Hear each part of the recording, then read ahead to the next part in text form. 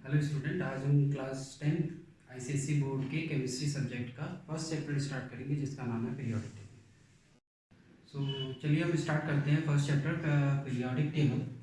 Classification and periodicity of elements, जिसका full name अगर chapter का हम देखें तो उसका नाम है periodic table, classification and periodicity of elements. इसमें अगर हम देखेंगे तो कुछ बेसिक चीज़ें जो हमें रिक्वायर्ड होती हैं कि इसका नाम रखा है पीरियोडिक टेबल, तो हमें ये पहले पता होना चाहिए कि what is periodic, what is table.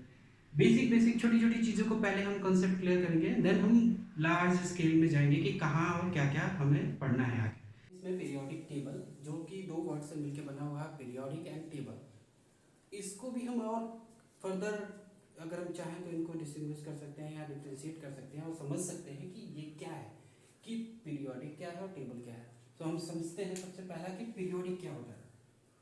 अगर मैं बात करूं कि पीरियोडिक पीरियोडिक मतलब ये होता है कि एक सर्टेन पीरियड ऑफ टाइम या एक कुछ समय के बाद वही चीज़ रिपीट हो, इसको कहते हैं हम पीरियोडिक। मतलब अगर एक प्रॉपर्टी या किसी भी चीज़ को हम बात करें कि एक सर्टेन पीरियड ऑफ टाइम के बाद उसी पोजीशन पर पहले वाली पोजीशन पे आना या किसी चीज़ का रिपीट होना, ये कहलाता है पीरियोडिक।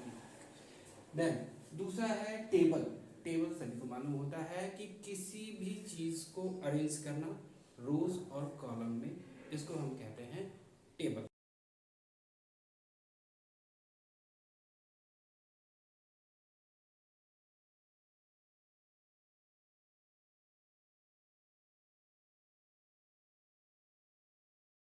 अब आता है classification and periodicity of element. इसमें भी अगर हम देखेंगे कि क्या है, क्लासिफिकेशन एक वर्ड है, पीरियोडिसिटी एक वर्ड है और एलिमेंट एक वर्ड है।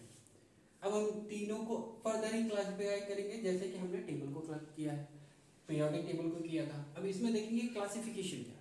क्लासिफिकेशन में हम ये फर्दर उसकी हिस्ट्री जानेंगे कि जो पीरियोडिक टेबल हमने आज के टाइम में जो हम मॉडर्न पीरियोडिक टेबल यूज करते हैं उसकी क्लासिफिकेशन हम देखेंगे कि कैसे डेवलप हुआ है वो, और कैसे कैसे फर्दर वो आज आके हमारे पास मॉडर्न पीरियोडिक टेबल के रूप में है। तो ये कहलाता है क्लासिफिकेशन। दूसरा है इसमें पीरियोडिसिटी। पीरियोडिसिटी में हम ये चेक करेंगे कि कौन से पीरियोडिसिटी ऑफ एलिमेंट्स, जिसका कि पीरियोडिसिटी हम चेक करेंगे किसका, एलिमेंट्स का। पीरियोडिक में हमने अभी बताया है पीरियोडिसिटी सेम वर्ड होगा कि जिसमें उसके एलिमेंट के प्रॉपर्टीज रिपीट होंगे एक सर्टेन पीरियड ऑफ टाइम के बाद। एलिमेंट क्या है, एलिमेंट वो सब्सटेंस है जिसको हम फर्दर डिवाइड नहीं कर सकते। मतलब कि अगर पीछे और जाए तो एलिमेंट एक वो प्योर सब्सटेंस है जिसको हम फर्दर और सब्सटेंस में नहीं डिवाइड करते।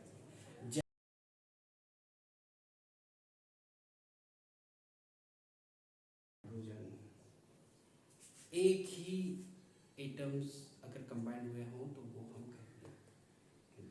अगर मैं ये बात करूं कि इसको फर्दर हम डिवाइड नहीं कर सकते, सोडियम इसको फर्दर डिवाइड नहीं कर सकते, हीलियम इसको फर्दर डिवाइड नहीं कर सकते, ये एलिमेंट कहलाते हैं। चलिए स्टार्ट करते हैं classification of element. Classification of element अगर भी इसके बारे में अगर हम जानना चाहें तो ह्यूमन बीइंग का नेचर ऐसा होता है कि कोई भी चीज़ अगर उनके पास है तो वो अरेंज करना चाहते हैं। किसी भी चीज़ को, अगर आपके पास बुक्स है तो बुक्स को भी आप अरेंज करना चाहते हैं, या आपके पास कोई भी स्केच पेन है उसको स्केच पेन को भी अगर बोले तो आप सीक्वेंस में अरेंज करेंगे कि जो आपका पसंदीदा कलर्स होंगे उनको अरेंज करना चाहते हैं। तो ऐसे ही आई एलिमेंट्स के लिए। एलिमेंट्स में क्या हुआ कि जब हमारे पास एलिमेंट डिस्कवर होने लगे तो उनको अरेंज करने के लिए केमिस्ट जो साइंटिस्ट थे उनको ये आया कि हम इन एलिमेंट्स को अरेंज करें। तो जो अर्ली केमिस्ट जो थे, पहले के जो केमिस्ट थे, इनको अरेंज करते थे उनके प्रॉपर्टी के हिसाब से, वैलेंसी के हिसाब से, नेचर के हिसाब से और कैरेक्टर के हिसाब से। इसमें बहुत सारी चीज़ें थी। अगर मैं क्लासिफिकेशन की बात करूं तो फर्दर अगर मैं देखूं तो अर्ली केमिस्ट थे, डबर्नियर थे और न्यूलैंड थे, मेडलीफ थे और मोस्ले थे। इन लोगों ने फर्दर कंट्रीब्यूशन दिया पीरियोडिक टेबल को और अधिक क्लासिफाई, या फिर अगर मैं कहूँ कि ये है मॉडर्न पीरियोडिक टेबल की जर्नी, अगर मैं ये बात करूँ तो ये है पूरी की पूरी जर्नी जिसकी वजह से आज आपको मॉडर्न पीरियोडिक टेबल मिलता है। हम अभी हम शॉर्ट फॉर्म में देखेंगे कि कौन किन किन किन लोगों ने कौन से रूल्स पे अगर उन्होंने दिया कि कैसे कैसे रूल्स में किया। बाकी हम इनके बारे में इंडिविजुअल सेक्शंस में हम देखेंगे कि कौन किसका क्या क्या रूल्स था, कैसे वो सक्सेसफुल हुआ, क्यों वो सक्सेसफुल नहीं रहा, क्यों वो फेल हो गया, और फिर कैसे कैसे उसकी जर्नी रही। इसको हम इंडिविजुअल सेक्शन में देखेंगे। अभी हम एक शॉर्ट फॉर्म में सिर्फ इंट्रोडक्शन देखते हैं कि किन्होंने हमारे मॉडर्न पीरियोडिक टेबल में कब कब और कैसे कैसे कंट्रीब्यूशन दिया। तो अर्ली केमिस्ट जो थे, पहले के जो साइंटिस्ट थे, उन्होंने ये किया कि फर्दर एलिमेंट्स को इन बेसिस पे डिवाइड करना चालू किया, लाइक प्रॉपर्टी, वैलेंसीज, नेचर और कैरेक्टर। उसका कैरेक्टर क्या था, मेटल था, नॉन मेटल था, नेचर कैसा था, सॉलिड था, गैसेस था, लिक्विड स्टेट था। इस फॉर्मेट में उन्होंने इसको रखने की कोशिश की। ये भी ये जो अरेंजमेंट था ये भी फेल हो गया। किस लिए फेल हो गया हम फर्दर डिस्कशन करेंगे। उसके बाद हम अभी हम सिर्फ देख लेते हैं कि किन किन का कंट्रीब्यूशन हमारा रहा, फिर हम इनके बारे में फर्दर डिस्कस करेंगे और उनके मेरिट्स और डिमेरिट्स के बारे में भी जानेंगे। अर्ली केमिस्ट के बाद आया डवेर्नियर। इन्होंने जो कंसीडर किया एलिमेंट्स को अरेंज करने के लिए एटॉमिक वेट को कंसीडर किया। इन्होंने इन सभी प्रॉपर्टीज को छोड़ के एटॉमिक वेट को कंसीडर किया और इस बेसिस पे एलिमेंट्स को अरेंज किया। और इन्होंने सारे एलिमेंट्स को एक सीक्वेंस में नहीं रखा, सिर्फ 3 एलिमेंट्स का ग्रुप बनाया, 3 एलिमेंट्स का ग्रुप बनाया। इसीलिए इनका जो रूल आया था उसको हम कहते हैं ट्रायड्स। ठीक है। उसके बाद आया न्यूलैंड ने भी अपने जो कंसेप्ट रखा उसको एटॉमिक वेट के ही बेसिस पे रखा, लेकिन इन्होंने क्या किया कि इनके रूल को हम ऑक्टेव्स बोलते हैं। इन्होंने क्या किया कि इन एलिमेंट्स को 7 ग्रुप्स में डिवाइड कर दिया और उसको इन्होंने ये रोल दिया कि जो 8वां मीन्स फर्स्ट के बाद जो 8वां रिपीटिशन होगा वो पहले वाले की प्रॉपर्टी में शो करेगा। इसीलिए इनके रूल्स को ऑक्टेव्स बोलते हैं। उसके बाद आए मेंडलीफ ने भी एटॉमिक वेट को ही कंसीडर करते हुए एलिमेंट्स को अरेंज किया।